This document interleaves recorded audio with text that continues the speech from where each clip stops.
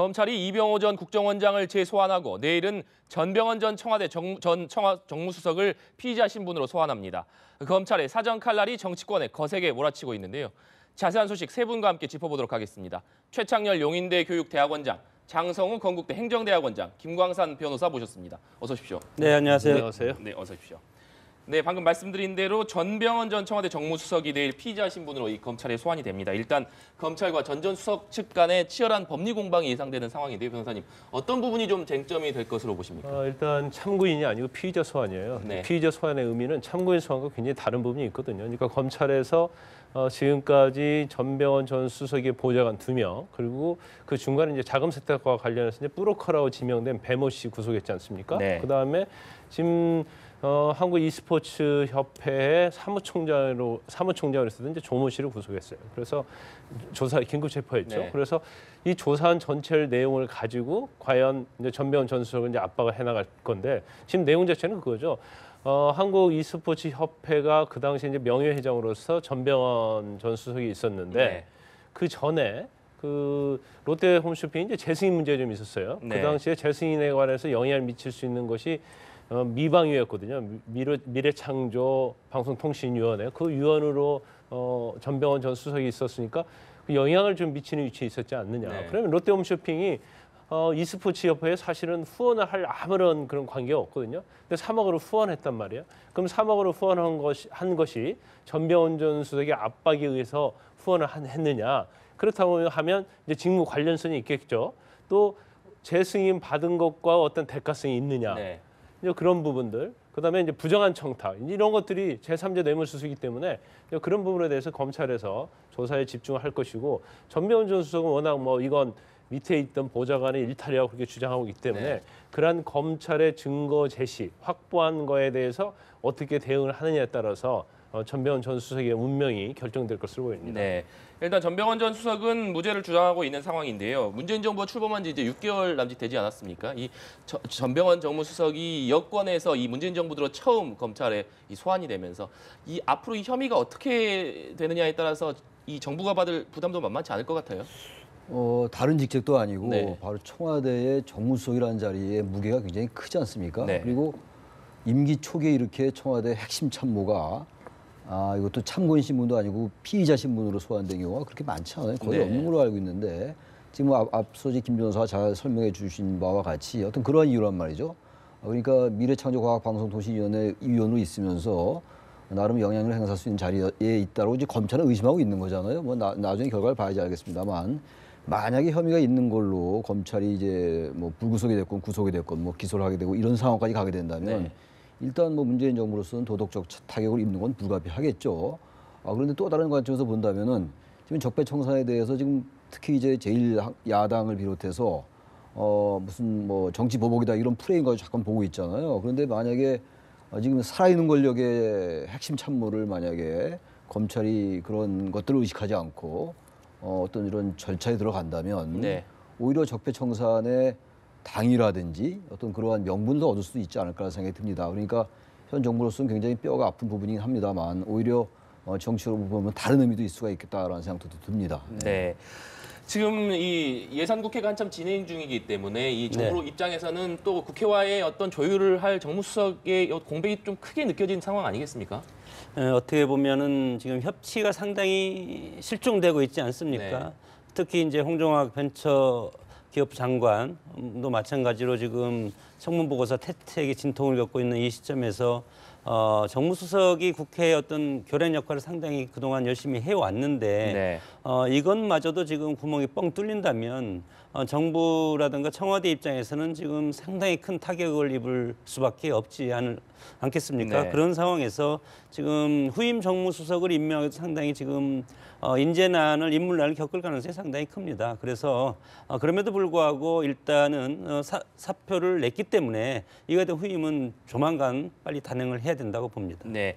앞서 이채 원장님께서도 얘기를 해주셨지만 이 여권의 이 정무수석 상당히 고위급 인사를 검찰이 이렇게 바로 피의자 신분으로 소환 조사를 한다는 것은 아무래도 검찰로서도 강력한 수사 의지를 가지고 있다. 그리고 앞으로 이 전방위적으로 어떤 이 수사를 할 수 있다 이런 여지를 내비친 거라고 봐야 되지 않겠습니까? 근데 아마 그럴 거예요. 이제 적폐청산 수사에 이제 검찰이 올인하고 있잖아요. 네. 올인하고 있는데 그냥 야당부터 굉장히 공격을 많이 받았어요. 그러니까 어떻게 보면 이제 정권에 입맞춤하는 수사가 아니냐. 그렇지만 이제 수사를 하다 보니까 전병헌 전 수석의 어떤 혐의점을 발견한 것으로 보이고요. 네. 그런데 만약에 전병헌 전 수석의 혐의점이 있음에도 불구하고 검찰에서 그 부분을 그냥 지나치고 덮고 넘어갔다고 한다면 네. 그건 이해가 되지 않겠죠. 국민의 입장에서도. 더군다나 그건 야당에서 굉장히 공격받을 가능성이 크다고 봐요. 그런데 우리 최천희 교수님께서 말씀하셨다시피 이 어떤 전병헌 전 수석, 뭐 우리가 이제까지 뭐 언론에서 살아있는 권력이라는 얘기를 많이 하잖아요. 네. 그리고 지금 사실 정부가 출범한 지 지금 6개월 정도밖에 되지 않았는데 그 정도에서 살아있는 권력의 핵심을 갖다가 구속하려면 검찰의 부담이 굉장히 큽니다. 네. 그러면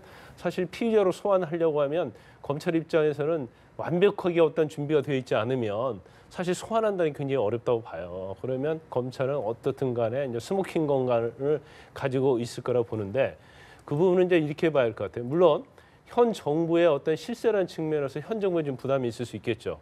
그런데 저는 이제 역으로 생각하면 오히려 현 정부 실세를 할지라도 성역 없는 수사를 하겠다는 어떤 정부의 의지, 네. 검찰의 의지를 보여주는 거기 때문에 앞으로 이제 적폐청산을 하는 수사에 있어서도 오히려 이런 것들이 활력소로 작용할 가능성이 크다고 봅니다. 네. 물론 이번 소환을 통해서 뭐 혐의 없는 것으로 될 수도 있는 것이고 또 검찰이 이제까지 확보했다고 하는 증거들에 대해서도 또 전병헌 전 수석이 잘 대응을 해서 네. 뭐 별다른 결과가 없으면 모르겠지만 만약에 검찰이 의도한 대로 간다고 한다면 현 정부에 이제 부담도 되지만 어떤 면에 있어서는 어떤 의지적인 측면에서는 이제 평가를 받을 수 있는 그런 상황도 될 수 있다고 봐요. 네.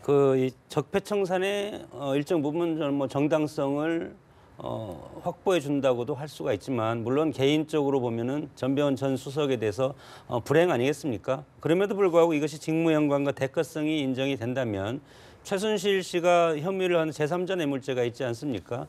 박근혜 전 대통령과 암묵적으로 연계가 돼서 네.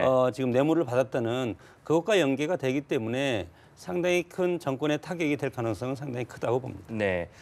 앞서 잠시 언급을 해주셨지만 이 정무수석 자리가 지금 현재 상황에서 상당히 중요한 자리이기 때문에 이 하마평도 지금 무성한 상황입니다. 일단 최 원장님께서는 어떤 인물이 조금 적합할 것으로 보십니까? 그래서 지금 이제 특히 여야 간의 네. 협치가 뭐 굉장히 강조가 되고 있는 상황이잖아요. 뭐 어제 오늘 얘기가 아닌데 네. 지금 정무수석이라는 자리가 바로 여당과 야당 간의 그 교감 역할을 해왔어요. 그리고 전병헌 수석이 잘 해왔어요. 그리고 전직 의원 출신이고 네. 중진 의원이었잖아요.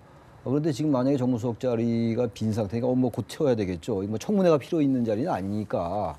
근데 문제는 이제 어느 정도 야당과의 그 대화가 가능하고 소통이 가능한 그러한 중진급 인사가 와야 되거든요. 현역 의원은 뭐 아무래도 어려울 것 같고 전직 의원이 올 가능성이 높아 보입니다. 야당과 소통할 수 있는 지금 뭐 화면에 나오는 게 강기정 전 의원이라든지 오영식 의원 이런 얘기가 나오고 있는데 글쎄 뭐 어떤 분이 나오게 될지 모르겠어요. 어쨌든 네. 중요한 거는 여소야대 상황 속에서 지금 정기국회가 입법도 해야 되고 예산도 통과시켜야 되고 이런 상황이거든요. 어느 때보다도 지금 어느 수석 자리보다도 정무 수석 자리가 중요한 자리입니다. 네. 모든 수석이 다 중요하긴 하겠습니다만 그래서 지금 어느 인사를 그 자리에 채우냐가 굉장히 이 정권이 야당과 얼마나 소통하고 협치하냐에 중요한 가늠자가 될 것 같습니다. 네. 저렇게 이제 세 분의 정무수석 예상자가 나오는데 네. 협치의 대상은 저는 국민의당 중에서도 특히 호남 중진들을 겨냥해야 된다고 봅니다. 그렇기 때문에 이번에 정무수석은 구민주당 출신의 3성급 이상의 국회의원, 전직 국회의원 중에서 고르면 아마 정무수석 역할을 제대로 잘 할 수 있지 않을까 그렇게 전망이 됩니다. 네. 이 전병헌 전 수석의 검찰 소환에 대해서 얘기를 해봤고요. 이번에는 이병호 전 국정원장 얘기를 해보도록 하겠습니다. 일단 박근혜 정부 국정원장 3인방 중에서 이병호 전 원장이 구속영장이 기각이 되지 않았습니까? 근데 좀 약간 의외였어요. 왜냐하면 세 명 국정원장의 영장 범죄 사실 중에서 혐의가 가장 많은 게 네. 이병호 전 원장이거든요. 근데 이병호 전 원장은 다른 국정원장들은 뭐 가장 중요한 것은 뭐 결국 특활비 청와대 상납이었거든요. 그런데 이병호 원장은 이제 여러 가지 있습니다. 일단 이 40억 중에서도 25, 6억 이상을 상납했기 때문에 지금 3명 원장 중에서도 가장 그 액수가 많고요. 두 번째 여론조사와 관련된 부분, 그러니까 청와대에서 진박과 뭐 친박 네. 그 감별하기 위한 뭐 여론조사를 했다는 내용의 보도 내용이 있는데 거기에 또 5억 원을 지급한 내용도 있고요. 그다음에 조윤선 전 정무수석 그리고 형규안 전 정무수석 당시에도 그 당시에 또 매달 500만 원씩을 갖다 전달한 혐의가 있었기 때문에 네. 그렇다고 한다면 3명 중에서 가장 혐의가 무겁지 않느냐 그랬는데 의외로 이제 이병호 전 국정원장은 뭐 기각이 됐어요. 그래서 이제 거기에 대해서 뭐 많이 설왕설래하는데 네. 이제 3명 중에서 이병호 전 국정원장은 좀 명확히 얘기했죠. 나에게 이 돈을 달라고 한 사람은 바로 박근혜 전 대통령이었다고 명확하게 이 얘기를 했기 때문에 이제 이러한 부분들이 어느 정도 반영이 된 게 아니냐. 그리고 사실 3명 중에서는 이병호 전 국정원장이 연세가 제일 많거든요. 네. 그래서 이제 그러한 부분이 좀 참작될 가능성이 있다고 보는데 지금 영장이 기각된 다음에 이병호 전 원장에 대해서 지금 계속적으로 또 지금 2번째 불러서 네. 조사를 하고 있지 않습니까? 그래서 아마 검찰의 영장 기각 사유가 뭐 범죄가 소명이 안 되었다고 이런 기각 사유가 있으면 보강 수사를 해서 영장을 다시 청구할 수 있는 명분이 있어요. 네. 그런데 법원에서 영장 기각 사유가 뭐 어느 정도 수사 진행 척도가 다 되어 있고 도망이나 증거할 염려가 없다 이런 식으로 영장을 기각했기 때문에 검찰에 다시 영장을 재청구하려면 굉장히 고민이 많을 수 네. 있는 거죠. 그렇다면 방금 말씀해 주셨듯이 지금 이 전 원장 다시 소환해서 검찰이 수사를 하고 있는데 어떤 부분에 좀 초점이 맞춰져서 수사가 진행되고 있다 이렇게 봐야 될까요? 근데 검찰 입장에서는 아마 추가적인 범죄 사실이 드러나야만이. 그러니까 아마 가지고 있는 어떤 정보나 첩보 아니면 문건 중에서 지금 영장 범죄 사실을 기재할 때는 대부분이 뭐 조사한 부분, 그다음에 뭐 중요한 부분을 네. 위주로 해서 영장 범죄 사실이 기재를 하거든요. 그런데 이제 검찰에서는 제가 볼 때는 재소환을 2번이나 연달아서 하는 거 보면 이제 2가지가 의미가 있어요. 첫 번째 의미는 계속 재소환해서 영장에 대해서 보강 수사를 통해서 영장을 재청구하겠다 그런 취지도 있을 수 있고요. 이미 국정원장 3명에 대한 조사가 거의 됐지만 이제 박근혜 전 대통령 조사가 남아 있잖아요. 네. 그럼 박근혜 전 대통령 조사하려면 조사가 완벽하게 이루어져야 하거든요. 왜냐하면 전 대통령이라는 입장이기 때문에 조사를 계속 몇 번 불러서 할 수도 없고요. 심야 조사하기가 어렵거든요. 네. 그렇다고 한다면 이제 미진한 부분을 보강하기 위해서 하는 것인지 아니면 추가적인 범죄 사실 가지고 조사를 한 다음에 이제 영장을 재청구하려고 하는 것인지 그것은 뭐 수사 결과를 좀 봐야지 알 수 있다고 봅니다. 네. 일단 이 친박계 최경환 의원도 특활비 1억 원을 상납받은 의혹에 휩싸여 있는 상태입니다. 곧 검찰의 조사를 받을 것으로 보이는데 일단 이 특활비 불똥이 친박계 쪽으로 좀 튀고 있는 모습인 것 같습니다. 최경환 의원은 이제 이런 얘기를 했죠. 만약에 자신이 돈을 받았다면은 할복자살한다는 네. 말까지 했는데 지금 이 최경환 의원이 1억 받았다라고 나온 얘기의 상납 의혹은 이현수 전 국정원기조실장도 진술을 한 것이고 이병기 전 국정원장도 얘기를 같이 한 얘기예요. 네. 그래서 이 부분은 검찰이 뭐 향후 이제 어떻게 할지 모르겠습니다만 기본적으로 검찰에 상당한 의심을 하고 있는 거예요. 거의 이제 일치하고 있으니까 문제 이제 그겁니다. 최경환 의원이 그 당시에 기재부 장관 할 때 돈을 줬다는 거거든요. 기획재정부 장관이면서 이제 경제부총리였잖아요. 그때 예산에 영향력을 행사할 수 있는 그런 자리에 있었어요. 최경환 의원이. 네. 바로 그래서 이병기 원장이 이제 이현수 실장이 얘기를 했다는 거거든요. 일단 좀 돈을 갖다 줌으로써 예산 좀 받자 이런 얘기를 했다라는 거라서 상당히 신빙성이 있어 보이긴 합니다만 일단 뭐 지켜봐야 이제 되는 상황인데 네. 아무튼 최경환 의원도 이런 만약 혐의가 만약에 밝혀진다면 이게 사실로 밝혀진다면은 친박 의원들로서 상당한 타격을 받을 수가 있겠죠. 지금 한국당 내에서 친박과 홍준표 친홍이라고 그럴까요? 네. 친홍준표 의원 쪽과 상당한 갈등이 놓여 있는 상태잖아요. 그래서 만약에 이 부분이 이제 혐의가 밝혀지면 친박으로서 뭐 도덕적으로 결정적 타격을 받을 수밖에 없는 거라고 봐야 되겠죠. 네. 예. 이 말씀하신 대로 이 최경환 의원에 대한 수사 결과가 결국 이 자유한국당 내에서 친박계의 어떤 힘이랄까요? 이런 부분에 영향을 미칠 수밖에 없지 않겠습니까? 지금 상당히 이제 구체적으로 이병기 전 원장이 2014년 10월에 최경환 전 경제부총리에게 특수활동비를 1억을 제공했다. 이 구체성이 있지 않습니까? 네. 물론 이거에 대해서 최경환은 방금 말씀하셨지만 할복자살을 하겠다. 이것이 사실이라면 그렇게 얘기한 것은 그만큼 이것이 사실로 밝혀지면 그것이 상당히 엄청나게 큰 파괴력을 가지고 있다는 것이죠. 네. 물론 개인의 정치 생명뿐만 아니고 최경환 전 부총리 현 국의원은 지금 친박의 좌장이라고 얘기하고 있지 않습니까? 네. 이것이 사실로 확인돼서 이것이 친박 일부로 흘러 들어간 것이 밝혀진다면 저는 친박이 상당히 큰 타격을 받고 정치 재기가 불가능할 정도로 심대한 타격을 받으리라고 봅니다. 다만 이것이 지금 본인은 이것에 대해서 받은 적이 없다고 하기 때문에 그러면 이병기 전 원장이 이거에 대해서 녹취는 없을 것이고 이거에 대해서 뭐 영수증, 사인해놓은 영수증이 있으면 그것을 제출할 수도 있고, 그러나 이제 본인은 그런 것들도 없기 때문에 정황상으로 이것을 판단을 해야 되지 않겠습니까? 네.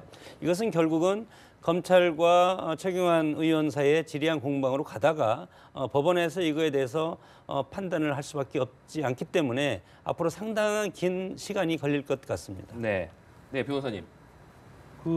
지금 최경환 의원 이제 관련된 것은 이제 이명기 전 국정원장이 이제 자수서를 썼는데 거기 네. 이제 내용이 기재되어 있다는 거예요. 그리고 가장 지금 국정원장의 이 특활비 상납과 관련해서 가장 키면은 이현수 전 기획조정실장이에요. 그러니까 이현수 기획조정실장이 주로 그 돈을 갖다가 전달하는 역할을 했기 때문에 가장 잘 아는 사람인데 왜 이런 것들이 잘 연달아 나오냐? 그것은 이현수 기조실장이 회계장부를 가지고 있습니다. 네. 그 회계장부에도 1억 원을 줬다는 것이 기재가 되어 있는 것으로 지금 알려져 있거든요. 그렇기 때문에 검찰 입장에서는 이 정도 증거가 명백하기 때문에 계좌 추적 자체도 할 필요가 없다 이렇게 얘기를 하고 있는 것으로 보입니다. 네. 그리고 이제 그 당시가 돈을 받은 시점을 한번 우리가 눈여겨볼 필요가 있는데 그 당시에 최경환 의원이 경제부총리 겸 기재부 장관이었단 말이에요. 근데 경제부총리나 기재부 장관이 하는 역할은 예산 편성이었고 또 당시에 2012년도에 댓글 사건 때문에요. 그 국정원의 예산을 줄여야 한다는 그런 목소리가 야당에서 굉장히 많이 나왔고 네. 거기에 또 그 개혁 소위원회까지 만들자고 해서 야당의 공개를 많이 받았어요. 그래서 국정원 입장에서는 어떻게든지 예산을 줄지 않도록 하려고 노력하는 상황이기 때문에 그렇다고 한다면 직무 관련과 대가성이 명백하지 않느냐. 그렇기 때문에 이제 검찰 자체는 굉장히 자신감을 보이고 있는 거죠. 네. 결국 어쨌든 수사의 종착지는 박근혜 전 대통령이 될 수밖에 없을 텐데요. 일단 그렇다면 검찰이 박근혜 전 대통령 수사를 어떤 형식으로 할 것이냐, 또 이 특활비의 어떤 사용처가 박근혜 전 대통령 조사로 인해서 밝혀질 것이냐 이런 부분도 관심 있지 않겠습니까? 일단 뭐 시기와 방법이 남았는데요. 네. 검찰에서 사실은 수사하기 굉장히 어려울 거예요. 왜냐하면 지금 국정원의 어떤 회계장부랄지 국정원장이랄지 아니면 뭐 이재만, 안봉근 전 비서관, 정호성 그런 진술을 통해서 일단 돈은 건너간 것은 다 입증이 이미 됐어요. 그런다면 사용처가 어디냐? 그 부분은 가장 잘 아는 것이 아는 사람은 박근혜 전 대통령밖에 없거든요. 근데 박근혜 전 대통령이 과연 이러한 상황에서 과연 진술을 할 수 있을까? 더군다나 박근혜 전 대통령이 지금 외부와 단절이 완전 된 상태고 변호사가 없습니다. 변호사가 없는 상태에서 과연 검찰에 들어서 어떻게 조사할 것인지 또 설사 구치소 안에까지 들어간다 하더라도 박근혜 전 대통령이 이야기를 하겠어요? 그럼 진술 거부권을 행사할 가능성이 크겠죠. 그렇기 때문에 결국 제가 볼 때는 박근혜 전 대통령을 조사를 못하고 기소하는 추가 기소해서 현재 받는 재판과 병합하는 방향으로 지금 시각에서 보면 지금 네. 상황에서 보면 그럴 가능성이 제일 크다 저는 그렇게 봅니다. 네, 재판 병합 가능성까지 얘기해 주셨는데 지금 이 어떤 박근혜 전 대통령의 측근들의 이 증언이랄까요? 이런 것들이 계속 나오다 보니까 현재 이 재판이 중단돼 있는 박근혜 전 대통령 재판에 확실히 영향을 미칠 수밖에 없지 않겠습니까?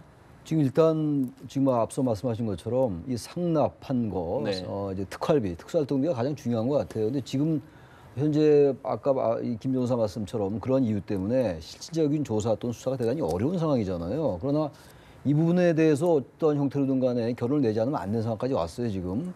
구체적으로 진술서에 나와 있고 전 국정원장이나 전 기조실장이 진술을 일관되게 하고 있고요. 그리고 다른 사람들과도 진술이 일치하고 있는 상황이잖아요, 전반적으로. 네. 그렇다면 결국은 최종적으로 박근혜 전 대통령이 흘러들어갔고 그것이 어떻게 쓰였느냐를 수사하지 않으면 이 수사는 그 종착역에 다다를 수가 없는 부분이겠죠. 결국은 그래서 다른 재판과 마찬가지로 이 부분도 지금 아직 이 부분에 대한 추가 개선은 안 된 상태입니다만 국정농단 여러 가지 의혹이 워낙 많으니까 이 부분은 지금까지 제기된 여러 가지 국정농단 못지않게 그냥 국가정보원의 특수활동비를 전용한 거 불법적으로 사용하는 게 되는 거거든요. 뭐 통치자금이란 말은 뭐 전혀 납득되지 않는 얘기예요. 통치란 말 자체도 법률 용어도 아니고 헌법 용어도 아니기 때문에 그런 관점에서 볼 때 결국은 마지막 활용점정은 바로 이 특활비 상납 의혹 아니겠는가 이런 생각이 듭니다. 네. 이 검찰이 이렇게 이 전방위적인 수사에 나선 가운데 여야는 이 적폐청산을 놓고 신경전을 벌이고 있습니다. 네. 민주당은 이 철저한 수사가 필요하다 이런 입장이지만 홍준표 대표 정치검찰이라고 지금 비난하고 있지 않습니까? 네.